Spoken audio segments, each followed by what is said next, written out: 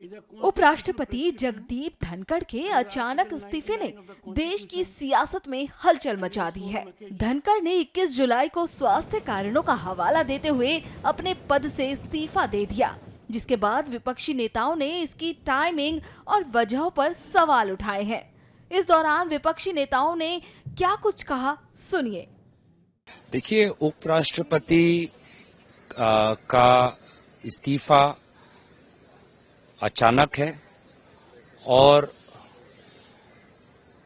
दुर्भाग्यपूर्ण है, क्योंकि वो जिस प्रकार से कल मीटिंग्स में प्रेसाइड कर रहे थे और आज भी उनका एक मीटिंग राज्यसभा में बिजनेस एडवाइजरी कमेटी का था और सुनने में आया है कि क्षेत्र में भी उनके प्रोग्राम थे, तो हमारी तरफ से तो हम उनकी अच्छे स्वास्थ्य की कामना तो करते हैं, लेकिन कहीं न कहीं ऐसा प्रमाण होता है कि केंद्र सरकार और उपराष्ट्रपति के बीच में जो उनका रिश्ता है दोनों के बीच में, वो पहले जैसा नहीं रहा। क्योंकि कल के बीएसी मीटिंग में केंद्रीय मंत्री भी नहीं थे, अब तक प्रधानमंत्री मोदी जी की तरफ से कोई बयान भी नहीं।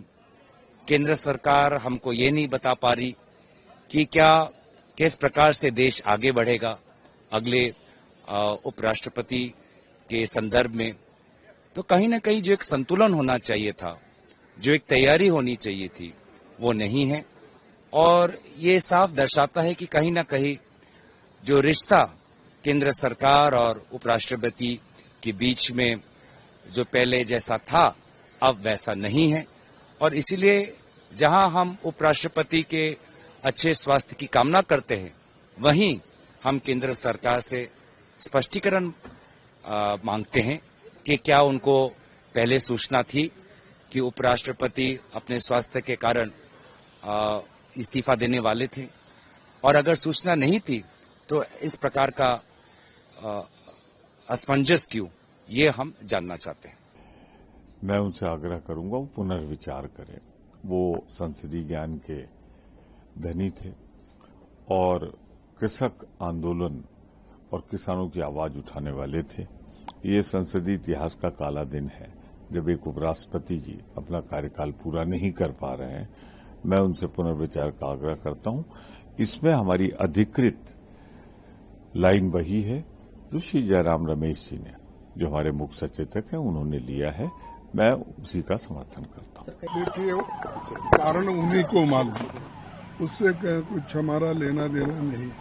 सरकार जाने और उन्हों जाने, तो इसमें हमारा कोई कहने का मकसद ही नहीं है, क्योंकि ये उनकी इच्छा है और गवर्नमेंट की इच्छा है कि उनको स्वीकार करना नहीं करना, वो सब उनकी बात है, हमारा कोई इससे वास्ता नहीं। So I just say that it comes as a huge surprise and shock that despite his ill health, we remember him conducting the parliamentary proceedings when there was a health scare with regards to his heart and he had undergone a surgery.